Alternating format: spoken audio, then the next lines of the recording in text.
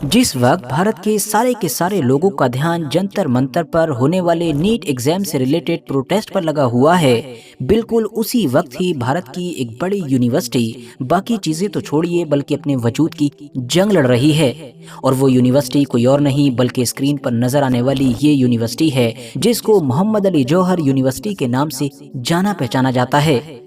ये यूनिवर्सिटी आज की डेट में भारत की सबसे बड़ी, सबसे खूबसूरत और सबसे मॉडर्न यूनिवर्सिटीज में से एक है। मगर मुमकिन है कि आने वाले कुछ दिनों के अंदर ही इस यूनिवर्सिटी के ऊपर बुलडोजर चल जाए और हमको ये यूनिवर्सिटी जमीन के ऊपर गिरी हुई नजर आए। ऐसा हम इसलिए कह रहे हैं क्योंकि अभी कुछ दिन पहले ही प्रशासन की तरफ से इस यूनिवर्सिटी को सिर्फ 15 दिन का वक्त दिया गया है कि 15 दिन के अंदर यूनिवर्सिटी की जो टोटल 40 बिल्डिंग्स हैं उनमें से 38 बिल्डिंग को खाली कर दिया जाए, क्योंकि 40 में से ये पूरी 38 की 38 बिल्डिंग इलीगल हैं। जिसका मतलब ये हुआ कि सिर्फ 2 बिल्डिंग को अगर हटा दिया जाए तो ये बड़ी सी जो यूनिवर्सिटी है इसकी पूरी की पूरी इमारत ही गैर कानूनी साबित हो चुकी है। मीडिया और सोशल मीडिया पर पिछले कुछ दिनों से हर तरफ जंतर मंतर पर होने वाले प्रोटेस्ट की ही चर्चाएं हैं, तो इसीलिए मुमकिन है कि आपको महसूस ना हुआ हो, मगर हकीकत तो ये है कि इस यूनिवर्सिटी को बचाने की खातिर भी भारत के अलग अलग इलाकों में प्रोटेस्ट हो रहे हैं। ये प्रोटेस्ट उस मशहूर रामपुर शहर के अंदर तो हो ही रहे हैं कि जहां पर ये मौजूद है, और रामपुर के अलावा भी हिंदुस्तान के बाकी अलग अलग इलाकों में इससे जुड़े हुए विरोध प्रदर्शन नजर आ रहे हैं। तो अब आप में से बहुत सारे लोगों के दिमाग में यही सवाल आ रहा होगा कि भाई इस यूनिवर्सिटी के बारे में ऐसा भी क्या खास है, इस यूनिवर्सिटी की असली कहानी क्या है, असली इतिहास क्या है, और हाँ वो मोहम्मद अली जौहर कौन है कि जिनके नाम पर इस यूनिवर्सिटी को खड़ा किया गया है। तो दोस्तों बारी बारी से आसान जबान में सब कुछ समझने की कोशिश करते हैं। कहानी का आगाज होता है 10 दिसंबर 1878 से कि जब रामपुर शहर के अंदर ही एक घर में एक बच्चे की पैदाइश हुई। इस बच्चे का नाम रखा गया मोहम्मद अली। अब ये जो मोहम्मद अली थे ये अपने 5 भाई बहनों में सबसे छोटे थे। इनके जो फादर थे उनकी मौत उसी वक्त ही हो गई थी कि जब मोहम्मद अली अभी काफी छोटे थे। इसीलिए मोहम्मद अली की परवरिश भी इनकी सिर्फ और सिर्फ माँ ने ही की थी, जिन माँ को इतिहास में इबादी बानो बेगम के नाम से याद किया जाता है। मोहम्मद अली की तालीम का सफर पड़ोसी में मौजूद जो एक दूसरा शहर था बरेली, वहां से शुरू हुआ। उसके बाद वो अलीगढ़ पहुंचे जो उस दौर में इलाहाबाद यूनिवर्सिटी से जुड़ा हुआ करता था। यहाँ पर उन्होंने बीए के अंदर पूरे सूबे में टॉप करके सबको हैरान कर दिया। इसी काबिलियत का ही नतीजा था कि फिर 1897 में उनको ऑक्सफोर्ड भेजा गया। वहाँ उन्होंने मॉडर्न हिस्ट्री में एमए की डिग्री ली, और जब ये डिग्री लेकर हिंदुस्तान वापस आए तो उनके पास सिर्फ ये डिग्री ही मौजूद नहीं थी बल्कि एक नई सोच भी मौजूद थी। आगे चलकर उन्होंने पॉलिटिक्स में कदम रखा और अपने इस राजनीतिक करियर की शुरुआत उन्होंने 1906 में मुस्लिम लीग से की। बहुत जल्द ही अपनी काबिलियत की वजह से वो इतने ज्यादा मशहूर हो गए और इतने ज्यादा प्रभावशाली हो गए कि 1917 के दौर में उनको तमाम लोगों की सहमति के साथ उस वक्त प्रेसिडेंट चुना गया कि जब वो इन तमाम लोगों के बीच में नहीं थे बल्कि अंग्रेजों के हुक्म पर नजरबंद थे। कुछ वक्त के बाद ही फिर 1919 में इन्होंने कांग्रेस को ज्वाइन किया और बहुत जल्द ही गांधी जी के सबसे क्लोज लोगों में गिने जाने लगे। इवन 1923 में तो इनको इसी कांग्रेस का प्रेसिडेंट चुन लिया गया। जी हाँ, एक ही बंदा मुस्लिम लीग का भी और कांग्रेस का भी प्रेसिडेंट, क्योंकि यही वो दौर था कि जब अंग्रेजों के खिलाफ लड़ाई लड़ने वाले लोगों की तरफ से हिंदुस्तान के अंदर हिंदू मुस्लिम यूनिटी को बनाने की सबसे ज्यादा कोशिशें की जा रही थी। बिल्कुल इसी दौर में ही हमको हिंदुस्तान के अंदर खिलाफत मूवमेंट भी देखने को मिला था। जी हाँ, वही मूवमेंट के जो फर्स्ट वर्ल्ड वॉर के बाद तुर्की के अंदर मुस्लिम खिलाफत को बचाने के लिए चलाया गया था। और इतिहास के इसी दौर में ही हिंदुस्तान के अंदर हमको अली ब्रदर्स की मशहूर जोड़ी भी देखने को मिली थी। मतलब एक तो यही मौलाना मोहम्मद अली जौहर थे, जबकि जो दूसरे इंसान थे वो इनके बड़े भाई मौलाना शौकत अली थे। वही शौकत अली के जिन्होंने खिलाफत मूवमेंट के अंदर सबसे अहम किरदार अदा किया था। मौलाना मोहम्मद अली जौहर एक जबरदस्त जर्नलिस्ट भी थे। उस दौर में उन्होंने अपनी तरफ से जो 2 अखबार शुरू किए थे उनमें से एक तो उर्दू जबान का हमदर्द था, जबकि दूसरा इंग्लिश जबान का द कॉमरेड था।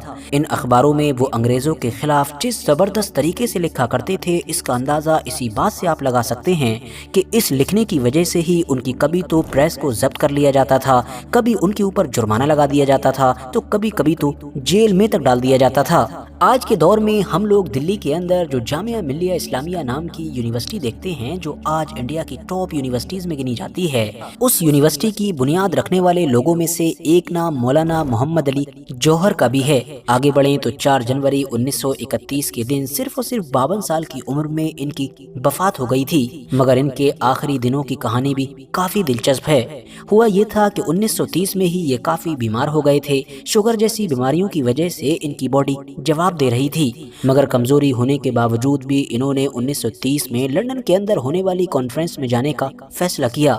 وہاں پر نہ صرف یہ گئے بلکہ انگریزوں کے سامنے انہوں نے یہ بھی کہا تھا کہ اگر تم لوگ بھارت کو آزادی نہیں دو گے تو میں یہاں سے جاؤں گا ہی نہیں۔ اور ساتھیوں، قدرت کی کرنی دیکھیے کہ بالکل ہوا بھی ایسا ہی۔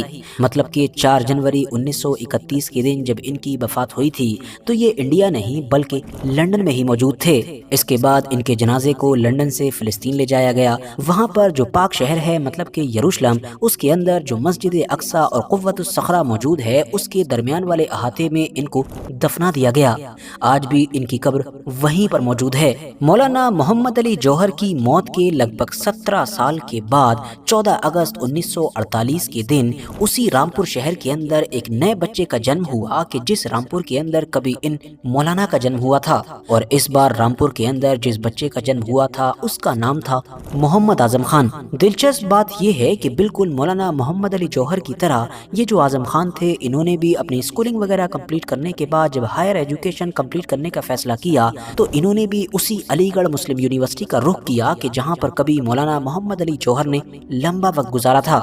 یہاں پر اعظم خان نے لاء کی ڈگری حاصل کی۔ اعظم خان کا ویسے فیملی بیک گراؤنڈ تو کوئی پولیٹیکل وغیرہ تھا نہیں، مگر پھر بھی حالات کی وجہ سے یہ دھیرے دھیرے پالیٹکس کی طرف چلے گئے، اور ایسے گئے کہ بہت کم وقت کے اندر ہی انہوں نے نہ صرف بہت زیادہ شہرت حاصل کی اور بہت زیادہ پربھاوشالی ہو گئے، بلکہ ملائم سنگھ یادو کے ساتھ مل کر اس سماجوادی پارٹی کی بنیاد بھی رکھی کہ جو آج کی ڈیٹ میں ہم کو انڈیا کے لوک سبھا میں تیسری سب سے بڑی پارٹی کے طور پر نظر آتی ہے، اور جس سماجوادی پارٹی کی یو پی جیسی بڑی اسٹیٹ میں کئی بار سرکار بھی رہ چکی ہے۔ 2003 سے لے کر 2007 کے بیچ جب ملائم سنگھ یادو ہی یو پی کے سی ایم ہوا کرتے تھے تو اس دور میں اعظم خان شہری وکاس منتری ہوا کرتے تھے، اور اسی دور میں ہی پھر اعظم خان نے اپنے خود کے شہر مطلب کہ رامپور کی تصویر بدلنے کا فیصلہ کیا تھا۔ جب رامپور کے پورے نقشے کو بدلنے کی اعظم خان کی طرف سے یہ مہم شروع کی گئی تو اسی مہم کے اندر ہی پھر اعظم خان نے ایک اور بھی فیصلہ کیا، اور وہ فیصلہ یہ تھا کہ وہ رامپور کے اندر ایک ایسی یونیورسٹی تیار کریں گے کہ جو یونیورسٹی صرف آس پاس کے علاقے میں ہی نہیں بلکہ ہندوستان کے اندر بھی بے مثال سمجھی جائے گی۔ اس یونیورسٹی کو بنانا مانو اعظم خان کا سب سے بڑا خواب تھا، اسی لیے تو میڈیا میں بار بار اس یونیورسٹی کو آج بھی اعظم خان کا ڈریم پروجیکٹ کہا جاتا ہے، اور یہی وہ یونیورسٹی تھی کہ جس کے بن جانے کے بعد پھر اعظم خان اس کو لے کر بار بار ایسا میسج دیا کرتے تھے کہ مانو یہ یونیورسٹی ان کی زندگی کا سب سے بڑا اچیومنٹ ہے۔ اعظم خان نے اپنے اس ڈریم پروجیکٹ مطلب کہ اس یونیورسٹی کو نام دیا محمد علی جوہر یونیورسٹی۔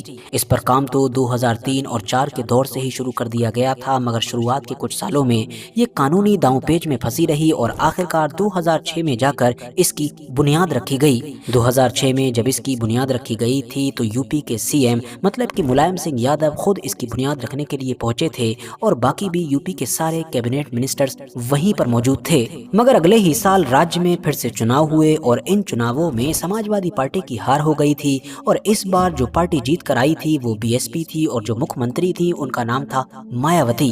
2007 میں مایاوتی کے مکھ منتری بنتے ہی اعظم خان کا یہ جو ڈریم پروجیکٹ تھا اس کے بھی برے دن شروع ہو گئے تھے۔ ایون نوبت یہاں تک آ گئی تھی کہ مایاوتی کی سرکار کی طرف سے کچھ دیواروں وغیرہ پر تو بلڈوزر تک چلوا دیا گیا تھا، اور یہ حوالہ دیا گیا تھا کہ یہ دیواریں گاؤں کے لوگوں کا یا کسانوں وغیرہ کا راستہ روک رہی ہیں۔ دوسری طرف اعظم خان کا کہنا تھا کہ انہوں نے تو یہ ساری زمین پیسے دے کر خریدی ہے، اسی لیے کارروائی کا کوئی تک ہی نہیں بنتا ہے، بلکہ یہ کارروائی صرف اور صرف بدلے کی بھاونا سے کی جا رہی ہے۔ حالانکہ پھر 2012 میں جب ایک بار پھر سے سماجوادی پارٹی کی سرکار یو پی میں واپس آئی اور اکھلیش یادو مکھ منتری بنے تو اس یونیورسٹی کے اندر بھی رونق واپس آ گئی۔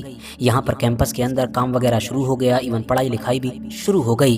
اگلے کچھ سالوں تک سب کچھ ٹھیک ٹھاک ہی چلتا رہا، مگر پھر اگلا بڑا موڑ 2017 میں آیا کہ جب سماجوادی پارٹی کی ہار ہوئی اور یو پی کے اندر بی جے پی سرکار آئی۔ کچھ وقت کے بعد ہی سماجوادی پارٹی کے سینئر لیڈر مطلب کہ اعظم خان کے اوپر کریک ڈاؤن شروع ہو گیا۔ ان کے اوپر طرح طرح کے الزام لگے اور الگ الگ طرح کے معاملوں میں ان को आरोपी बनाया गया। नौबत यहाँ तक आ गई कि खुद आजम खान ही नहीं बल्कि इनकी बीवी या इनके बेटे सभी को ही जेल में जाना पड़ा, और खुद आजम खान के जिनको कुछ मामलों में सजा तक हो चुकी है, बीच के अगर कुछ दिन या कुछ हफ्ते छोड़ दिए जाएं तो पिछले कई सालों से लगातार जेल के ही अंदर बंद हैं। अब इनके ऊपर पिछले कई सालों में ये जो मुकदमों की बौछार हुई है, इनमें से कुछ मुकदमे ऐसे भी हैं कि जिनका ताल्लुक इसी यूनिवर्सिटी के साथ है। हालांकि नोट करने वाली बात यह है कि इस पूरे अरसे में खुद यूनिवर्सिटी इन तमाम चीजों से दूर ही रही, मगर अब पहली बार है कि जब न सिर्फ यूनिवर्सिटी खुद भी इन्हीं चीजों में फंस चुकी है, बल्कि अब तो वो अपने वजूद की भी जंग लड़ रही है। यूनिवर्सिटी की 40 में से ये 38 बिल्डिंग बच सकेंगी या नहीं बच सकेंगी, इस यूनिवर्सिटी का मुस्तकबिल क्या होगा, इसका फ्यूचर क्या होगा, ये तो आने वाले दिनों में ही पता चलेगा।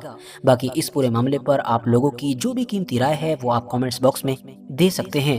वीडियो अगर इन्फॉर्मेटिव लगी हो तो लाइक करें, दोस्तों के साथ शेयर करें, और ऐसे ही नॉलेजेबल और हिस्टोरिकल वीडियोस हमेशा देखने के लिए हमारे इस चैनल को सब्सक्राइब करने के साथ साथ बेल आइकन को जरूर प्रेस करें।